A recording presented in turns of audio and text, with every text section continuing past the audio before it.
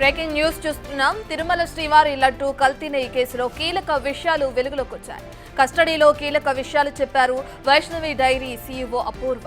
విచారణలో నెయ్యి కల్తీ చేశామని ఒప్పుకున్నట్లు సమాచారం. రసాయనాలతో నెయ్యి కల్తీ చేశామని అంగీకరించినట్లు తెలుస్తోంది.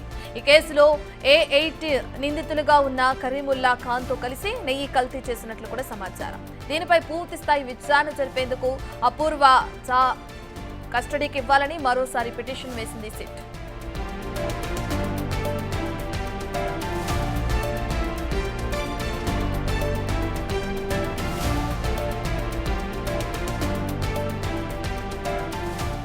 ఇక తిరుమల శ్రీవారి లడ్డు కల్తీ నెయ్యి విషయం సంచలనంగా మారిన విషయం మనందరికీ తెలిసిందే.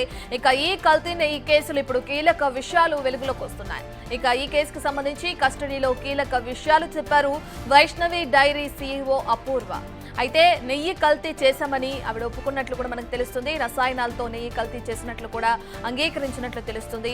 అయితే కేసులు ఎవరైతే A8గా నిందితులున్నారో కరీముల్లా ఖాన్ అతనితో కలిసి నెయ్యి కల్తీ చేశామని చెప్పి కూడా సమాచారం ఇచ్చినట్లు కూడా తెలుస్తుంది. దీనిపై పూర్తి స్థాయి విచారణ జరిపేందుకు అపూర్వాని కస్టడీకి ఇవ్వాలని మరోసారి పిటిషన్ వేసింది సిట్. ఇక మరోసారి కస్టడీకి తీసుకున్న తర్వాత మరిన్ని విషయాలు వెలుగు చూసే అవకాశం కనిపిస్తుంది. ఇక దీనికి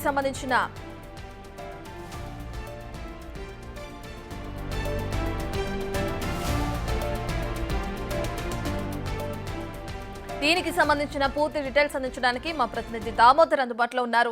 రైట్ దామోదర్, మనం చూస్తే తిరుమల శ్రీవారి లడ్డూలో కల్తీ నెయ్యి విషయం సంచలనంగా మారింది తెలిసిందే. ఇందులో నిజంగానే కల్తీ చేశాం నెయ్యిలో అని చెప్పి కూడా వైష్ణవి డైరీ సీఈఓ అపూర్వ ఒప్పుకోవడం మనం చూస్తున్నాం. మరి దీని తర్వాత ఎటువంటి విచారణ ఉండే అవకాశం కనిపిస్తుంది? ఇంకా నెయ్యి కల్తీ చేసిన వ్యక్తి A8 ఎవరైతే ఉన్నారో అతనితో కలిసే ఈ కల్తీకి మేము పాల్పడినట్లు కూడా ఆవిడ ఆరోపించడం మనం చూస్తున్నాం. ఎలా చూడొచ్చు అంటారు దీనికి సంబంధించి మరి విచారణ ఏ విధంగా కొనసాగే అవకాశం ఉంది?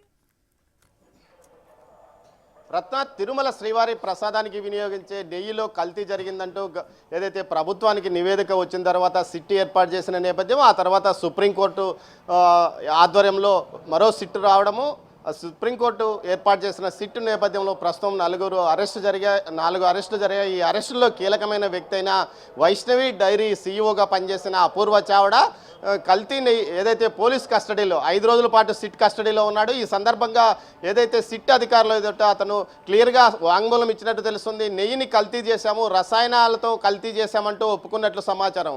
మొత్తం మీద అయితే ప్రపంచవ్యాప్తంగా హిందువుల్లో కల్లోలం రేపిన లడ్డు ప్రసాదము, అదేవిధంగా శ్రీవారి ప్రసాదాలకు వినియోగించే నెయ్యిలో కల్తీ జరిగిందన్న విషయంలో ఎట్టకేలకు ఇది నిజమనే తేలినట్లు సమాచారం. మొత్తం మీద 5 రోజుల పాటు జరిగిన కస్టడీలో ఈ విషయం బయటపడింది. దీంతో మరోసారి ఏదైతే అపూర్వ చావడాతో పాటు విపుల్ జైన్, ప్రఫుల్ జైన్లను మరోసారి కస్టడీకి ఇవ్వాలంటూ కస్టడీ పిటిషన్ సిట్ దాఖలు చేసింది. ఇప్పటికే రాజా రాజశేఖరన్ తాను కేవలం నిమిత్త మాత్రుడను AR డైరీ నుంచి కేవలం నెయ్యిని కమిషన్ తనకు వచ్చిన టెండర్ను వారికి అప్పగించాను, కమిషన్ పద్ధతి ద్వారానే తాను కిలోకు 2.75 నుంచి ₹3 వంతున తీసుకున్నట్లు కూడా ఒప్పుకున్నట్లు సమాచారము. అతను ఏదైతే బెయిల్ కోసం పిటిషన్ దాఖలు చేస్తే కోర్టు నిరాకరించింది. మరోవైపు ఏదైతే వీరు ముగ్గురు కూడా బెయిల్కు దరఖాస్తు చేశారో, అయితే మరోసారి కస్టడీ పిటిషన్ వేయడంతో కస్టడీ పిటిషన్ ఉన్న సమయంలో బెయిల్ పిటిషన్ను నిరాకరించింది కోర్టు. మరోవైపు ఏదైతే మొత్తం మీద అయితే అపూర్వ చావడా ఇచ్చిన వాంగ్మూలం అత్యంత కీలకమైందని చెప్పవచ్చు. ముఖ్యంగా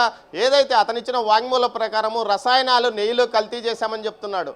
ఏదైతే శ్రీవారి ప్రసాదానికి అత్యంత ఏదైతే ఆవు నెయ్యి మాత్రమే వినియోగించుకోవాలని ఉన్న నియమాన్ని ఈ విధంగా వారు మార్పు చేశారా అన్న కోణంలో కూడా ఇప్పుడు దర్యాప్తు జరుగుతుంది. ముఖ్యంగా ఏదైతే బోలోబాబా డైరీ పరిసర ప్రాంతాల్లో ఏదైతే బోలోబాబా డైరీ టెండర్స్ అక్కడి నుంచి ఉన్న డైరెక్టర్లు ఏదైతే వైష్ణవి డైరీలో డైరెక్టర్లుగా చేరడంతో పాటు అపూర్వ చావడాను ఇక్కడ సీఈఓగా నియమించడం, ప్రొడక్షన్ ఎగ్జిక్యూటివ్గా కరీముల్లా ఖాన్ ఏదైతే ముఖ్యంగా ఈ అపూర్వ చావడాకు సమీప బంధువును పెళ్లి చేసుకున్న కరీముల్లా ఖాన్ ఇందులో కీలక పాత్ర వహించాడు. అతను A8 ముద్దాయిగా ఉన్నాడు. అతను ఇప్పటికే అజ్ఞాతంలో ఉన్నట్టు తెలుస్తుంది. మొత్తం మీద ఉత్తరాఖండ్లో కానీ ఇతర ప్రాంతాల్లో కానీ అనేక తనిఖీలు సిట్ నిర్వహించింది. ఈ తనిఖీల్లో కీలకమైన దస్త్రాలు లభ్యం కావడంతోనే వాటి ఆధారంగానే ఈ విధమైన విచారణ కొనసాగినట్లు తెలుస్తుంది. మొత్తం మీద చూస్తే ప్రస్తుతం ఈ కేసుకు సంబంధించి సిట్ మరికొందరిని అదుపులోకి తీసుకునే అవకాశం ఉంది. మొత్తం 12 మంది టీటీడీ ఉద్యోగుల పాత్ర కూడా ఉందని తెలుస్తుంది. ఇందులో ల్యాబ్ టెక్నీషియన్స్తో పాటు మరోవైపు కొంతమంది అధికారులు, ఇటు ప్రొక్యూర్మెంట్ అధికారులు కూడా వారి పాత్ర కూడా ఉన్నట్లు సమాచారం. వీరందరితో పాటు అసలు పాలక మండలి నుంచి ఎవరైనా పాత్ర ఉందా లేకపోతే మరేదైనా కోణంలో ఉందా అన్న దర్యాప్తు కూడా కొనసాగుతుంది. మొత్తం మీద శ్రీవారి లడ్డూ ప్రసాదానికి అటు ఏఆర్ డైరీ నుంచి వచ్చిన నెయ్యి కల్తీ జరిగిందన్న వాస్తవాన్ని ఎట్టకేలకు సిట్టు పూర్తి ఆధారాలతో అంటే ఏదైతే నిందితుల వాంగ్మూలం ద్వారా తీసుకున్నట్టు తెలుస్తుంది. అయితే ఈ కేసుకు సంబంధించి మరిన్ని అరెస్టులు వచ్చే వారంలో జరిగే అవకాశం ఉంది. ముఖ్యంగా వీరి ముగ్గురిని మరోసారి కస్టడీకి సిట్ అడిగిన నేపథ్యంలో మరింత కీలక సమాచారం లభ్యమయ్యే అవకాశం ఉందని తెలుస్తుంది. దీంతోపాటు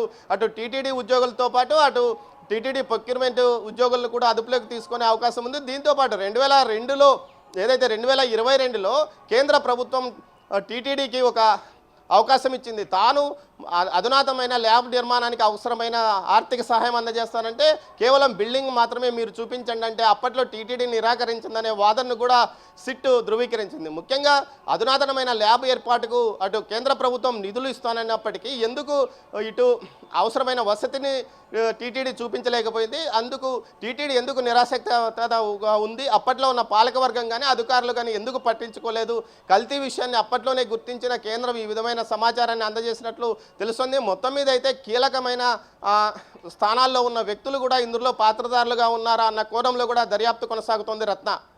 రైట్ దామోదర్, అయితే నెయ్యిలో కల్తీ జరిగిన విషయం ఒప్పుకోవడం మనం చూస్తున్నాం అపూర్వ చావడ. అయితే దీనికి సంబంధించి ఎక్కడ ఎటువంటి అనుమానం రాకుండా వాసన కానీ నెయ్యికి సంబంధించి క్వాలిటీలో కానీ ఇందులో కూడా కొంచెం కూడా అనుమానం రాకుండా ఏ విధంగా కల్తీ చేశారు అనే విషయాలు అయితే ఈ విచారణలో ఏ విధంగా తెరపైకి వస్తున్నాయి అంటారు, దాన్ని ఎలా చూడొచ్చు అంటారు? రత్న, ఏదైతే కల్తీ నెయ్యికి సంబంధించి గతంలో నెయ్యి క్వాలిటీ కానీ నెయ్యి సువాసనగా విషయంలో తేడాలు ఉన్నట్లు పోర్టు కార్మికులు సిబిఐ అధికారులతో పాటు అదేవిధంగా సిట్ బృందానికి తెలియజేసిన పరిస్థితి. ముఖ్యంగా ప్రస్తుతం వస్తున్న ఏదైతే సువాసన కానీ గతంలో వచ్చేది కాదనే విషయాన్ని తేల్చి చెప్పారు. దీంతోపాటు 2014 నుంచి 19 వరకు సహకార వ్యవస్థల ద్వారా నెయ్యిని సరఫరా చేయాలంటూ అప్పట్లో ప్రభుత్వం ఒక ఆదేశాలు జారీ చేసిన పరిస్థితి. రైతు సహకార వ్యవస్థలు బాగుపడడానికి ఈ విధంగా అప్పట్లో టీటీడీ ఒక నిర్ణయం తీసుకుంది. కానీ ఏదైతే 2019 నుంచి 24 మధ్య వచ్చిన ఏదైతే వైసీపీ ప్రభుత్వం నిబంధనలను పూర్తిగా మార్చివేసింది. ఎవరైనా నెయ్యిని సప్లై చేయవచ్చు, రేటు తక్కువ ఉంటే చాలు అన్న కోణంలో వారు ఏదైతే డబ్బులు మిగిల్స్తున్నామో అన్న విషయాన్ని తెర మీదకి తీసుకొచ్చారు. కానీ క్వాలిటీ ఏదైతే రేటు తగ్గితే క్వాలిటీ తగ్గిపోతుందన్న చిన్న అంశాన్ని కూడా వారు ఎందుకు గుర్తుంచుకోలేకపోయారు అన్న అంశం మీదనే దర్యాప్తు కొనసాగింది. ముఖ్యంగా దీనికి సంబంధించి అప్పట్లోకి చాలా విమర్శలు వచ్చాయి. నెయ్యి క్వాలిటీ తగ్గిపోయింది, లడ్డు క్వాలిటీ తగ్గిపోయింది, దీంతోపాటు లడ్డు క్వాలిటీగా లేదు, లడ్డు విడిపోతుంది, దీంట్లో ఎక్కువగా చక్కెర కలుపుతున్నారు అన్న విమర్శలు వచ్చాయి.